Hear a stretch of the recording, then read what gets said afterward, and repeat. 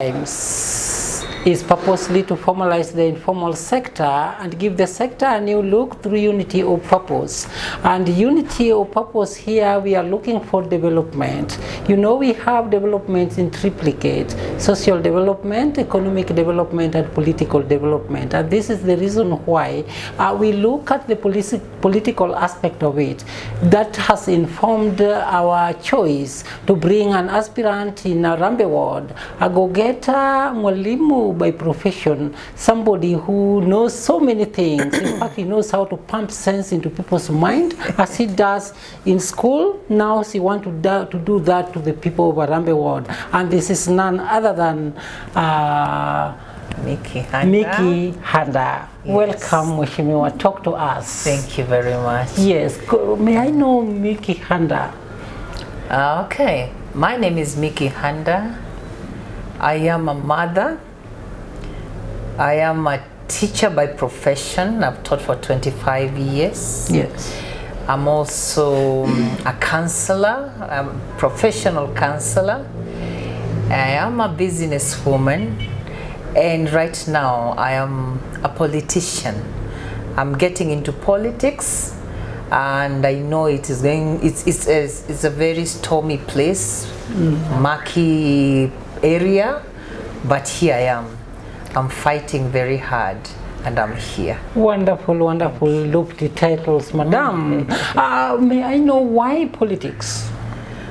Well, politics is a good place to be because there's a lot of things that, a lot of changes, a lot of development that I would like to actually effect in people's lives. I've seen people who struggle in places where they should not struggle. Yes, yes. I've seen people lacking in places where they should not lack. Yes, yes. The government, our current government, has put a lot in place to better the lives of the, let me say, people who are lowly down there economically. Yes. And even health-wise, the government has really catered for us.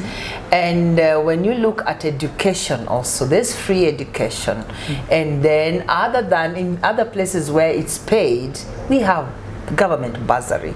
But we don't see these things reaching to the people that really deserve them. Yes, yes. Therefore, I decided to get into politics to see if I could, in my small way, make a change and make other people's lives better. Wonderful. Yes. But Mwalimu, we've seen people who are so good, those who are helping people before they become politicians, before they enter into these seats. Once they got into these seats, they change like chameleons. Why do you think Micky Handa is going to be different from the people I've seen? Yes. Yes. I know I'm not the first aspirant ever. Yes, yes. To want this seat or even to get to sit on this seat. But I know that everyone has their own reason why they're getting into politics, why they want to be the member of county assembly in Harambee ward. My motives are very clear. Mine is to get in and help uplift people who are down there, to bring services to the people, and also to touch each and every individual's life. So that is my goal. So when someone gets in with the wrong ambition, or probably to just be famous, popular out there, or to build the, for self-interest, definitely when you put them on the seat, all they will push is their self-interest and not services to the people. Yes. So I believe I am a different person. Yes, when it comes to politics. Yes. Talk to me maybe what your role models in this politics, because you may want to be different, but in politics usually, mostly people do have role models in politics. Could you be having, and if yes, maybe mention if possible? I have quite a number of role models. Yes. And I look at Wangari Maathai, the late Wangari, the Nobel Prize winner. Wangari Maathai. Yes. She wanted a kind of a world, an environment, and she wanted a climate of, the fresh air, trees, And she met a lot of obstacles. Yes, yes, yes. And she fought her way. Yes, yes. People talked about her looks. People talked about her gender. But that did not deter her. Yes, yes. And I look at myself, a person living with disability, yes, yes. a woman, and I look at her and I say, if she made a change, and that's why we still have Karura Forest standing. Yes, yes. We know that things that have happened, but there are other developments that would have happened if she would not have put her foot down. Yes, yes. And I believe that she is a role model that people should actually look up to. Even in her death, she's still a renowned person. Exactly. So that is my role model. And I don't even want to look at just political only. I look at my mother as a role model. Yes, yes. She loves politics. She loves and if she would have grown up in this era, I'm sure she would have wanted to join politics. Oh, yes. And the reason I look at her as my role model is because when even before she had a child with a disability, that was me. Yes, yes, yes. She really used to touch people's life, those who lived in this disability. Yes, that even people who work in the civil service here, who have disabilities, that if it were not for her, they wouldn't have seen the doors of school. Yes, yes. But she took them to school. She actually made the society know that this child could be disabled, but they have ability. Yes. And so I look at her and I try doing the same. I try getting children, those who don't go to school because of school fee, we try to find a way of propping them up to go to school. Those children who are being put away because of disability, I go out to get them. And I say, someone instilled that in me, and I want to also give it back to the community. Thank you. And you've mentioned something to do with disability several times. I think I must have a special question to ask you about the disability. And before I ask you that, let me engage my viewers.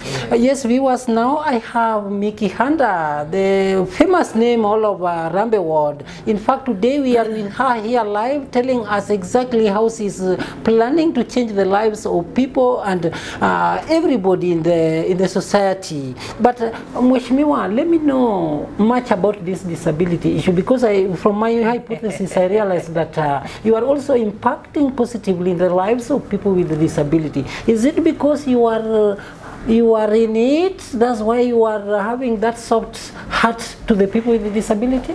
Well, I believe that to know where the shoe pinches, you need to ask the wearer of the shoe. Exactly. Yes, I've lived with disability since I was in the age of 9 years. Yes. And as a child, I grew up with that kind of disability. Yes, yes. As a teenager, I still lived with that disability. I knew the obstacles, I knew the pain of living with that disability. And now as a mother, I still live with that disability. As a professional, I've known what disability, the obstacles, the barriers that can be put in front of you because of disability. And if you are not a fighter, if you're not a fighter, you will always fail as a person with disability, because you have to always go against the odds. So that's why I keep mentioning disability. The other thing about this is because disability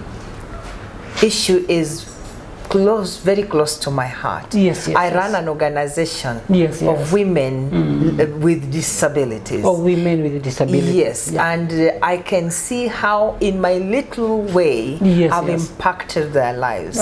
And my membership keeps growing. I'm only 2 years. I mean 2 years registered. But I have a membership of 75 women and about 13 young girls living with various types of disabilities. So I've seen where I've brought them from. I've seen the level that they've been lifted to when they've seen someone who cares about them. And so disability is something that I will not even stop talking about. And if I tell you about my manifesto, if you look at it, yes, you will always see people with disability represented there very well. Yes. I'm getting worried, Mheshimiwa, because when it is women, you mean you do discrimination to men, or what does that translate to? Yes. Okay. Yeah. I do not discriminate when it comes to disability. Yes. But I wanted, disability is quite wide. Yes. So I was thinking, we thought that it would be best to deal with one gender. Yeah. And it would be easy because I know what women go through. I've lived with disability as a woman. The barriers that we have that have been placed in front of us, socially, culturally, religiously, and otherwise, even economically. As a person living with disability, it is very difficult for a woman more than it is for a man. The society is kinder to the man with disability rather than the woman with disability. So I left the other people to also run the male one. Yes. That is very wonderful of you. In fact, that had to help. I'm tracing all this from your mother. Yeah, given that you told me the story of your mother. But a little, this is your organization for the people with disability. You said it's called? It's called Global Action for Women with Disability. We are based in Buruburu Phase 4. And as I've said, we have run for 2 years. We've been registered, and this is our 2nd year. And we have done all we can to make the lives of these people a little bit easier. And even politically, went into politics to show them that, you see, you can actually create your own space in politics and make that to push policies that affect the lives of people with disability. Yes. Mheshimiwa, paint for me the picture during your days of school uniform. How were you as a little girl? Talk to me. Those who know me, still saying, you've never changed, you're still this cheerful person that you are. As I've said that I grew up from the age of 9. I got my disability when I was 9 years old. And I know I was in school, I was in the hospital for almost 2.5 years. And by the time I was coming out, now it was official. She will not be walking normally again. And even with that, I remember the first time when I was going to school, I was supposed to go to school walking in crutches. But I wanted so much to be like the other children. And I never allowed crutches to be an impediment to me. So I stopped using crutches. And in school, it was also not easy because the children had to, feel the ground around me before they would before they would come to me. In high school is when I actually got, I think in high school I got out of my cocoon of shyness. And I went out there and I competed fairly well. If there were games they could do that I could not do, I went on to indoor games. I would do Scrabble. I would do these other things, and my teachers were very, very supportive. Very supportive. And let me also say that I had my late father was a very supportive man, and he would tell me, would always bring out the best in me. Would tell me, you're very talented in this. Why don't you try it? Not gently like that, but he would actually pull it out of me. And in high school, my teachers were very supportive. My schoolmates were very, very supportive. Could that be the reason why you chose becoming a teacher, so that you support the way they supported you? Strangely enough, I never wanted to be a teacher. Then how I actually wanted to do law. And during the days when I grew up, lawyers used to tarmac a lot. And teaching was easier, was kinder, because we would leave campus with letters telling us where, posting letters where you're going to teach. So when I got out, when I passed my A levels and I was supposed to go and do law, my dad asked me, actually sat me down and said, see, I don't want you to be tarmacking too much. So teaching would be a ready job for you. So I listened to him and I went in to do that. But even as I was teaching, I tried doing a lot of things that made me more happier than being a teacher. That's why I went into counseling. I did, I have an MA in counseling psychology. Yes, yes. And I did many other things. And I felt this touching people's lives is actually what is almost like my calling. Wow. So that's why I wanted to do this. And that's why I've been in politics. Because in here, I get at least a wider space of touching people's lives. Okay. Yes. But Mheshimiwa, you look overqualified. If I try to compare you with fellow colleagues in politics and where you are overqualified, why not seeking for a position as a woman rep? Well, you got to start from somewhere. Yes, yes. This is my first time in politics. Yes, yes. I've never been in national politics. I've been in union politics. Oh, yes. Where I was the representative of teachers with disabilities in NAT. Yeah, Kenya National Union of Teachers. Oh, yes. Women, I mean Nairobi branch. So that's a position that was elective, and I held it for 5 years. Yes, yes. And so when I came to this one, into this politics, national politics, I felt like it's always good to start somewhere, to build your base. Oh, exactly. Build your base, the grassroots, let people know you. Yes, because in letting them know you, it will be easier for you to serve them. Yes, it will be easier for you to know their problems. Because Harambee ward has almost about 5 different sections, estates rather, and I believe that unless I went to the grassroots, starting from the member of county assembly, I might not be able to know their problems. And then again, as women rep, as an MP, I felt for a first timer that would be biting a little too big. I might not be able to chew that. Wonderful. Yes, thank you. That is very strange. And now that you are seeking the position that involves everybody, and you are now in a Juakali platform, maybe the plan you have for the Juakali people as a whole. Okay. In Harambee ward, unfortunately, the Juakali sector has has employed so many people of different gender, different tribes, you know, and with different expertise. And unfortunately, these people do not have a permanent place for work. For instance, look at NCCK. It's not a place that you can say this is their permanent area. Remember, they were even moved from NCC, the former place where they used to have their workshops. And even where they are, they do not have permanent workshops and sheds.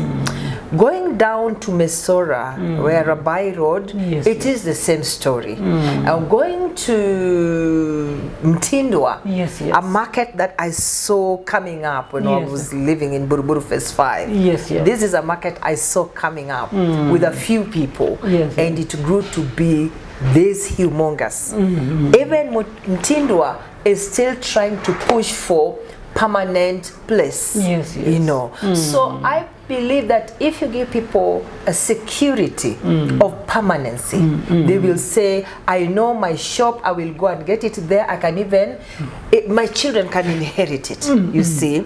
So that is the first thing I would want to give them, a sense of security in belonging. This is ours. This is actually Juakali place, and no one can remove us from here. No one can demolish our shops or our sheds, you know. So in that way, they'll be able to produce more, be more permanent, and be more productive.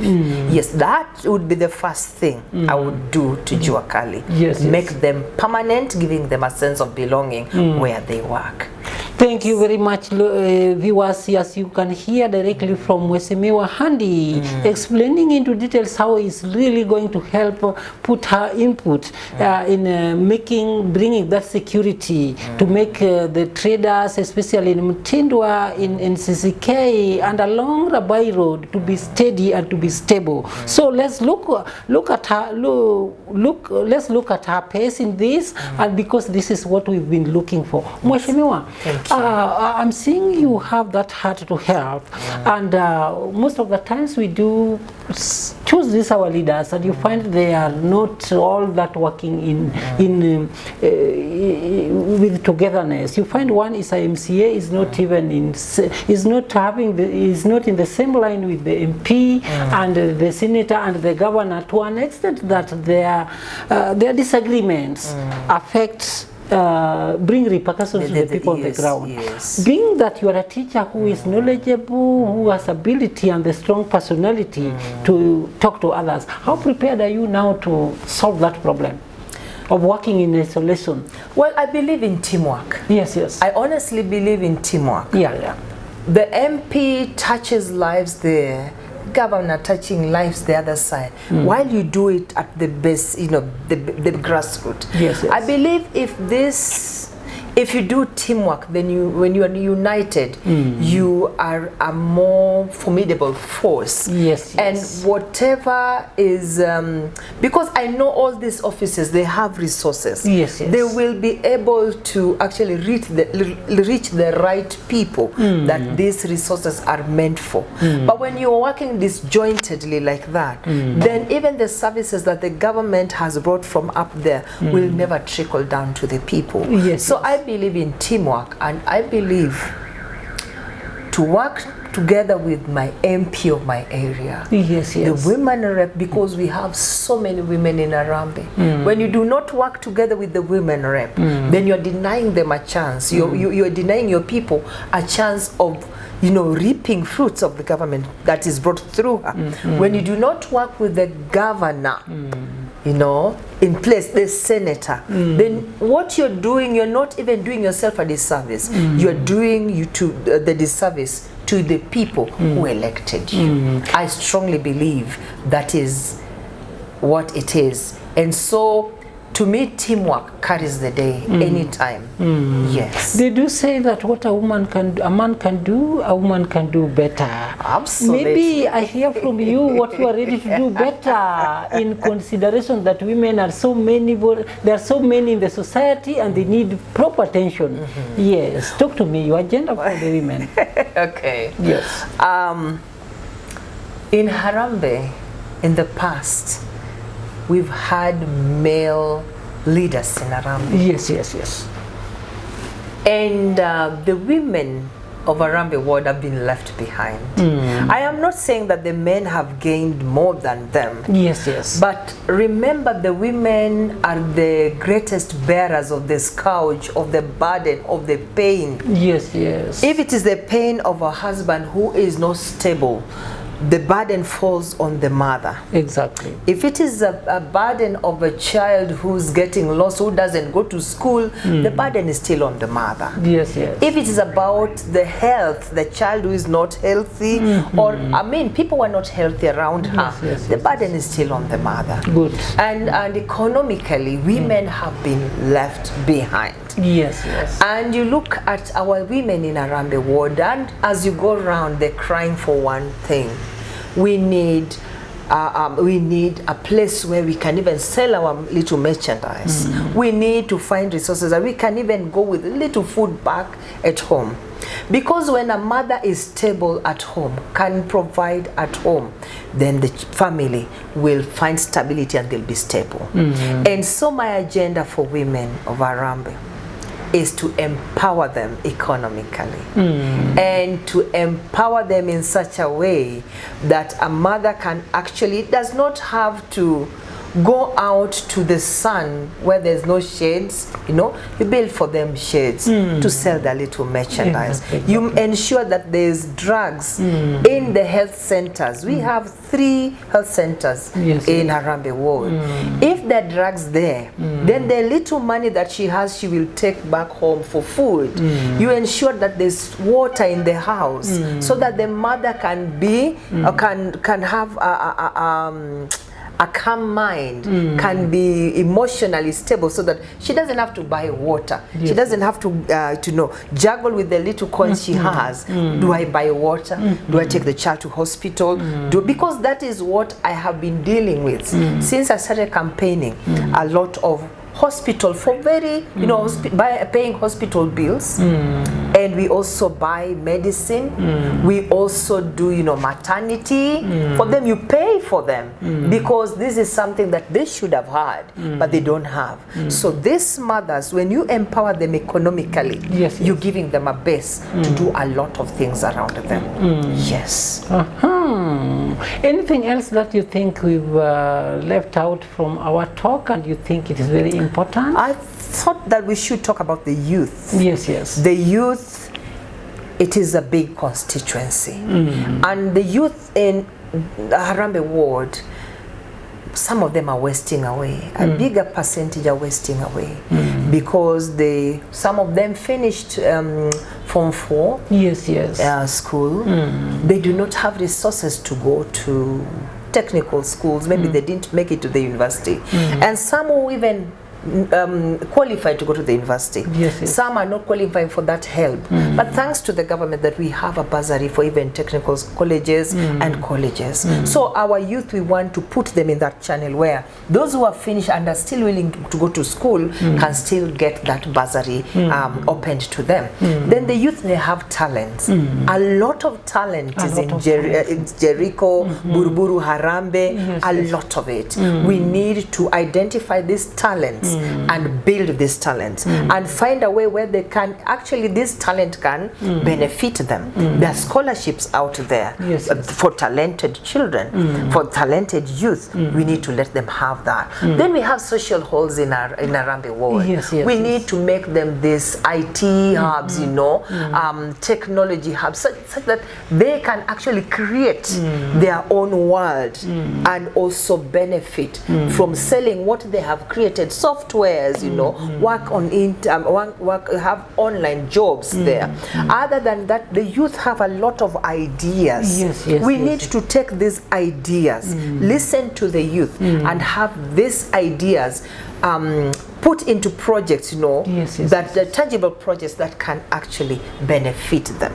And when we do that, we will have a healthy Harambee youth residence, and the whole Makadara constituency will be a healthy constituency. The whole of Nairobi will be a healthy county, and so the Kenya will be a healthy country. Hello viewers, what Micky Handa, what value, what future? Now before we wind up, Mheshimiwa, I would like to know exactly your first step, the first 100 days when you are in office, Harambee Ward. How could I hear maybe your priority? The first, I would like to talk about things that are practical. The first thing is to decentralize or to devolve the services in the MCA's office in Harambee Ward. Because they complain, at times they go to those offices and the queue is so long, and they keep telling them, can you come back? And we have enough resources in those offices to create more than 1 or 2 other offices that can actually take those services even closer to the people. And in my first 100 days, I would ensure that that kind of decentralization and devolvement is actually done. Yes. Mheshimiwa, speak to me. This political madness of handouts and everything. Say something. It is a pity. It is a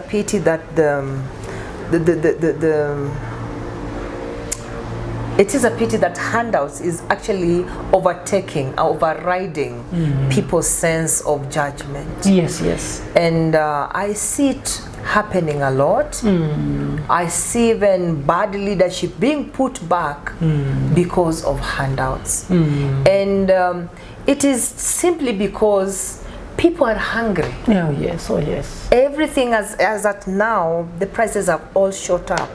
People but are there is very a hungry. that goes that make them poor and make them desperate. I so was that actually they sing. coming to that. Because when you make them feel desperate, Yes, yes. then you can come with 500, they will still run to you. Yeah. But when you empower them, you make them able to actually do and also create their own wealth. Yes, yes, yes. Create their own projects. Then you are fearful that if you do not give them, I mean, if you do not make them create their own resources, then don't give them the resources, they will not take me back. I mean, the handouts, they will not take me back. Yes, yes. But if you can empower them and teach them how to fish, then you can be sure it is your actions, it is the services that you gave them that will be campaigning for you in the next national elections. Yes, but if you keep them poor like that, well, they'll always be crying and running for even 100 shillings. It makes me very sad when I see us doing that.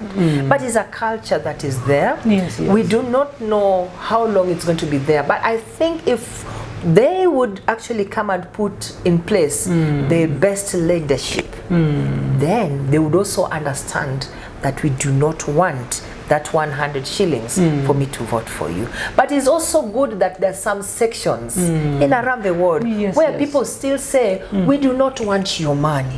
We want the promise that when you go there, you are going to serve us. We want your word that when you go there, you're going to serve us. In as much as they're hungry, they're patient enough to still pick the right leadership. So I still applaud those who still make the right judgment. They are there and they are many.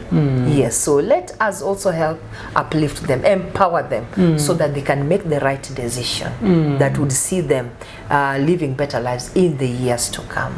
Yes, thank you very much. Hey, Mheshimiwa, vote value, vote Micky Handa, vote value, vote future, based on how Mheshimiwa is talking. Now, Mheshimiwa, now given that you've now spoke very nicely over all this, may I know now your advice to fellow aspirants? You must be having a word for them. Oh yes. I would like to tell them that this is politics.